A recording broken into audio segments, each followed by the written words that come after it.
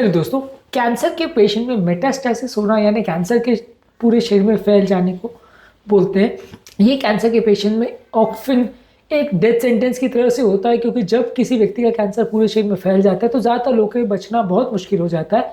आज जानने का प्रयास करेंगे कि रिस्क फैक्टर्स क्या है जिसकी वजह से कैंसर फैलता है और पूरे शरीर में जाता है। हर व्यक्ति जिसको कैंसर हो जाता है सबका कैंसर पूरे शरीर में फैल जाता है, ऐसा ज़रूरी नहीं है। कुछ कैंसर्स में ज़्यादा होता है, कुछ कैंसर्स में कम होता है, कुछ कैंसर में जल्दी होता है, कुछ में लेट होता है। क्या क्या फैक्टर्स है जिसकी वजह से ये कैंसर के पूरे शरीर में फैलने के चांसेस बढ़ जाते हैं, आज इसको डिस्कस करने का प्रयास करेंगे ताकि ओवरऑल एक अंडरस्टैंडिंग बन पाए और आप समझ सकें कि कैंसर का फैलना क्या क्या बातों पर डिपेंड करता है और यदि पॉसिबल है तो आप इसकी रोकथाम करने के लिए कुछ कर सकें। हालांकि हर बार ऐसे रोक पाना संभव नहीं हो पाता, ज़्यादातर इसको पूरी तरह से आप कंट्रोल नहीं कर सकते, लेकिन फिर भी समझना, इस बारे में जानकारी रखना आवश्यक है। टॉपिक पे जाने से पहले जो लोग हमारे चैनल पर नए हैं उन्हें रिक्वेस्ट करूंगा कि चैनल को सब्सक्राइब करें, वीडियोस को लाइक करें, शेयर करें, फॉलो करें, कमेंट करें, पूरा देखें।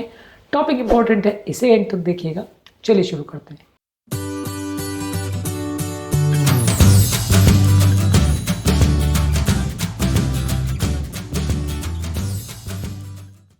सबसे पहले कुछ ट्यूमर के टाइप्स जैसे लंग्स, पैनक्रियाज और मेलेनोमा, इसमें कैंसर का मेटास्टैटिक पोटेंशियल ज़्यादा होता है, पूरे शरीर में फैलने के चांस ज़्यादा होते हैं। ये कैंसर ज़्यादा अग्रेसिव होते हैं, पूरे शरीर में अर्ली स्टेज में भी या थोड़े अर्ली स्टेज में कंपेरेटिवली फैल सकते हैं। कोई ट्यूमर जो हाई ग्रेड का यानी पुअरली डिफ्रेंशिएटेड ट्यूमर है वो ज़्यादा जल्दी स्प्रेड कर सकता है। ज़्यादा अग्रेसिव ट्यूमर है बाय नेचर तो वो जल्दी स्प्रेड करेगा, यानी एक ही तरह के कैंसर में भी अलग अलग तरह के सेल टाइप्स में भी फर्क पड़ता है। जो ज़्यादा अग्रेसिव सेल टाइप्स है वो ज़्यादा स्प्रेड करेगा। ट्यूमर ग्रेड क्या होता है और उसको कैसे डिफाइन करते हैं, इसको ऑलरेडी एक अलग वीडियो में हमने डिस्कस किया है।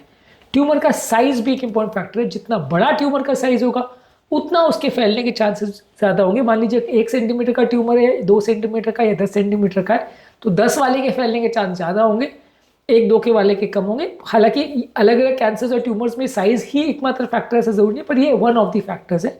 इसके अलावा लिम्फोवैस्कुलर इन्वेजन, यानी कि ट्यूमर कोई रक्त नलियों को अगर इन्वेड कर रहा है या लिम्फेटिक सिस्टम को इन्वेड कर रहा है, उसकी नलियों के अंदर पेनिट्रेट कर रहा है, यानी जहाँ पे वो ट्यूमर बना अगर आसपास ही नलियाँ और तुरंत ही कैंसर ने वो रक्त नलियों के अंदर भेद कर दिया और उसके अंदर घुस गया तो जल्दी फैल सकता है, पूरे शरीर में चला जाए, ऐसा जल्दी भी हो सकता है।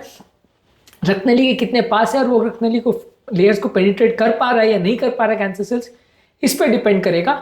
कुछ जेनेटिक म्यूटेशन जैसे TP53, KRAS, BRCA1 और 2 और PIK3CA, ये सारी म्यूटेशंस होने से मेटास्टेसिस या कैंसर के फैलने का चांस बढ़ जाता है। यानी ये जेनेटिक म्यूटेशंस ऐसे हैं जो कैंसर के स्प्रेडिंग को ज़्यादा इन्फ्लुएंस करते हैं। इसके अलावा टिश्यू में अगर हाइपोक्सिया हो यानी सेल्स को ऑक्सीजन की कमी हो, अगर क्रॉनिक इन्फ्लेमेशन यानी सूजन हो और आसपास का जो स्ट्रोमा है वो अगर सपोर्टिव हो यानी सपोर्टिव स्ट्रोमल सेल्स हो, तो कैंसर के मेटास्टैटिक पोटेंशियल बढ़ जाती है। कुछ पेशेंट रिलेटेड फैक्टर्स है। मान लीजिए कैंसर के पेशेंट में अगर इम्यूनिटी की कमी है, कीमोथेरेपी की वजह से, क्रॉनिक डिजीज की वजह से या इम्यूनोसप्रेसिव एजेंट्स की वजह से, अगर कैंसर से लड़ने के लिए बॉडी की इम्यूनिटी नहीं है तो कैंसर के फैलने के चांस बढ़ जाते हैं। उम्र दराज पेशेंट में भी कैंसर के फैलने का चांस बढ़ जाता है, क्योंकि यहाँ पे इम्यूनिटी कम हो जाती है।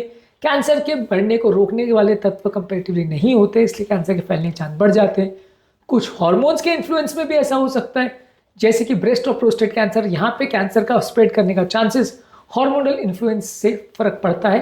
तो ये सारी चीज़ों की वजह से भी कैंसर के फैलने या नहीं फैलने के चांसेस में फर्क पड़ सकता है। कुछ लाइफस्टाइल फैक्टर्स भी इसको इन्फ्लुएंस करते हैं। जो लोग व्यक्ति बहुत ज़्यादा स्मोकिंग करते हैं, बहुत ज़्यादा अल्कोहल लेते हैं, वो जेनेटिक म्यूटेशन उससे इफेक्ट होता है, बॉडी की इम्यूनिटी कॉम्प्रोमाइज होती है, तो उनके कैंसर भी जल्दी स्प्रेड करने का चांस होता है। जो लोग का वजन बहुत ज़्यादा है, ओबेसिटी है, उनकी बॉडी में क्रॉनिक इन्फ्लेमेशन होता है, इंसुलिन रेजिस्टेंस होता है। और जो व्यक्ति बहुत ज़्यादा फैट वाला डाइट लेते हैं या जो व्यक्ति बहुत ज़्यादा अगर शुगर वाला डाइट लेते हैं, उससे भी कैंसर के फैलने का या जल्दी फैलने का चांस बढ़ सकता है। क्रॉनिक मानसिक तनाव किसी व्यक्ति को हो, जिसकी वजह से बॉडी में बहुत ज़्यादा स्ट्रेस हार्मोन जैसे कॉर्टिसोल अगर बन रहा है, तो ये बॉडी की इम्यून फंक्शन को कॉम्प्रोमाइज़ कर सकता है। इससे सेल्स के फैलने का या कैंसर के आगे बढ़ने का चांस बढ़ सकता है। इसके अलावा अगर किसी व्यक्ति की कैंसर की डायग्नोसिस बहुत डिले हो गई, बहुत लेट पता चला कि उस व्यक्ति को कैंसर है, तो उससे भी कैंसर के सर्वाइवल के चांस कम हो जाते हैं। अगर कैंसर का आप सर्जरी हैंडल कर रहे हो तो सर्जरी के दौरान भी कभी कभी ऐसा हो सकता है कि जब हम कैंसर को निकाल रहे हो तब सडनली कुछ उसके टुकड़े छूट जाए, कोई रक्त नली उस समय खुली हो, उस समय कैंसर के सेल्स उसमें चले जाए, आपको दिखाई ना दे सर्जन को, ऐसा हो सकता है। तो सर्जरी के दौरान भी कभी कभी कैंसर के सडनली बढ़ने के और फैलने के चांस बढ़ जाते हैं। इसके अलावा कुछ केस में अगर कैंसर में थेरेपी को रेजिस्टेंस हो, यानी कि कीमोथेरेपी और रेडियोथेरेपी को कैंसर अगर रिस्पॉन्ड ना कर रहा हो तो वैसे केस में भी ज़्यादा अग्रेसिव कैंसर हो सकता है, ज़्यादा अग्रेसिव मेटास्टैटिक बिहेवियर शो कर सकता है। और कई बार टारगेटेड थेरेपी देने के बाद कैंसर और ज़्यादा अग्रेसिव हो जाता है और जल्दी फैलने भी लगता है, तो इससे भी कई बार लोगों के कैंसर के फैलने के चांस बढ़ सकते हैं। हर केस में ऐसा होगा ऐसा ज़रूरी नहीं है, लेकिन फिर भी कभी कभी कैंसर उससे रेजिस्टेंस शो करता है और सडनली वो अग्रेसिव रूप धारण कर लेता है। एक तरह से मान के चलिए कि उसके साथ अगर आप छेड़छाड़ करते हो तो कभी कभी उसके सेल्स गुस्से में आ जाते हैं कि सर्जरी करने गए, आप कीमो रेडियो करने गए, उसको कम करने के लिए उसने और अग्रेसिव रूप धारण कर लिया और वो जल्दी फैल गया, ऐसा हो सकता है। पर ऑब्वियसली ये कोई ऐसा इंडिकेशन नहीं है कि जिसके लिए आप थेरेपी ना करें, क्योंकि ऑब्वियसली थेरेपी नहीं करेंगे तो वो अभी नहीं फैलेगा तो 1 महीने बाद फैलेगा या 2 महीने बाद फैलेगा, फैलना तो है उसको।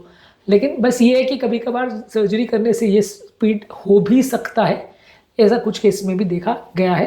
तो आज के टॉपिक में हमने बात करी कौन कौन से ऐसे इंपॉर्टेंट रिस्क फैक्टर्स है जिसकी वजह से कैंसर के फैलने का यानी मेटास्टेसिस होने का चांस कम या ज़्यादा होता है। हर कैंसर में मेटास्टेसिस हो ज़रूरी नहीं है, हर कैंसर में सेम स्टेज पे हो ऐसा ज़रूरी नहीं है, कुछ कैंसर में जल्दी कुछ में लेट होता है। तो कौन कौन से फैक्टर्स इसको इन्फ्लुएंस करते हैं आज उस पर हमने बात करी। उम्मीद करूंगा कि आज के टॉपिक में कुछ नई बातें जानने को मिली होगी। जो लोग हमारे चैनल पर नए हैं उन्हें रिक्वेस्ट करूंगा कि चैनल को सब्सक्राइब करें, वीडियोज़ को लाइक करें, शेयर करें, फॉलो करें, कमेंट करें, पूरा देखें।